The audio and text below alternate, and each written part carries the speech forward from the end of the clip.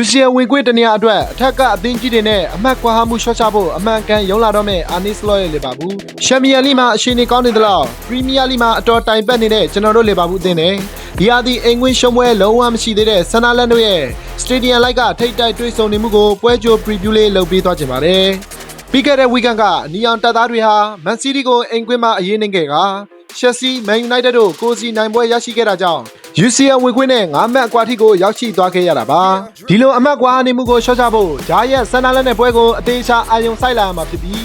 ယခုလိုအချိန်မှကြောင်တက်တို့ဟာအိမ်ကွင်းဆန်းဆောင်ရေးအတီငိမ်ဆုံးဖြစ်နေခဲ့ပါတယ်ဘလို့ပြိုင်ဘက်ကိုမစိုး3မှတ်အပြည့်နဲ့အိမ်ပြန်လွတ်လိမ့်မရှိပဲမန်စီးတီးအာဆင်နယ်တို့လိုအသင်းတွေစီကပါအမှတ်တွေခွဲယူနိုင်ခဲ့ကလီဗာပူးနဲ့ပထမအကျော့အန်ဖီမှာတွေ့ခဲ့စဉ်ကတည်းကတည်တမတ်ရအောင်ဆွမ်းဆောင်ပြထားနိုင်တာပါဒီလိုအစင်လာကောင်းနေရှိနေတဲ့ဆန်နာလန်ကိုလီဗာပူးတို့အဝေးကွင်းသွားရောက်ရင်ဆိုင်ရဖို့ရှိနေပါတယ်ကျွန်တော်တို့အသင်းအနေနဲ့ဒီဟာဒီပြိုင်ဘက်ရဲ့ low block ဇာဟန်ကိုအမြဲရုန်းကန်နေခဲ့ရကဒီအတွက်အာနီစလော့မှာအဖြေရှိလာမလားယနေ့ပွဲအတွင်းစောင့်ကြည့်သွားရမှာဖြစ်ပါတယ်ဆန်နာလန်ဟာဆိုရင်9ရောက်တန်းခန်းစင်းနဲ့ပွဲထွက်လာနိုင်ပြီးပြိုင်ဘက်ကဖိအားပေးချိန်မှသာတံပြန်တိုက်စစ်တွေနဲ့ထိုးနှက်သွားဖို့ရှိနေတာပါဒီအချက်ကိုလီဗာပူးအသင်းရဲ့အားနည်းနေတဲ့ခန်းစစ်ကသတိထားကစားရမှာဖြစ်ခါကွင်းလယ်မှာလုံအားနှုံကောင်းကောင်းနဲ့နေရာလွတ်တွေမရှိအောင်ပြင်ဆင်လာရတော့မှာဖြစ်ပါတယ်စီးတီးနဲ့ပွဲကအနီးကပ်ကြောင်အဓိကကစားသမားဒိုမနစ်ဆိုဘိုစလိုင်းပါဝင်နိုင်မှာမဟုတ်ပဲ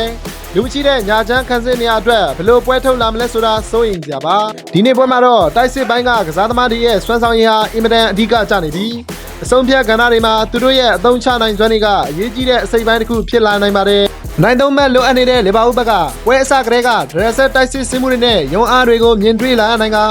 အင်ကွင်းမာကုံစက်ထိန်ထားဖို့အတွက်ကြောင်တက်တို့ကလည်းအမှန်အကန်ပြင်ဆင်လာနိုင်တာပါဒါအပြင်နီးပြကြီးနှစ်ဦးစလုံးရဲ့ကစားကွက်ရှင်းကပ်ပုံတွေကလည်းတိတ်ကိုစိတ်ဝင်စားစရာကောင်းနေတာကြောင့်ဒီပွဲဟာအရန်ကုန်မှာရင်ခုန်စိတ်လှုပ်ရှားစရာတွေပေးစွမ်းအောင်မဲ့ပွဲစဉ်တစ်ပွဲအဖြစ်သုံးသပ်ရှင်ပါတယ်ပရိသတ်တို့ကဆန်နာလက်နဲ့လီဗာပူးတို့အားပြိုင်ကြမဲ့ပွဲကိုဘယ်လိုတွေးမြင်မိပါသလဲ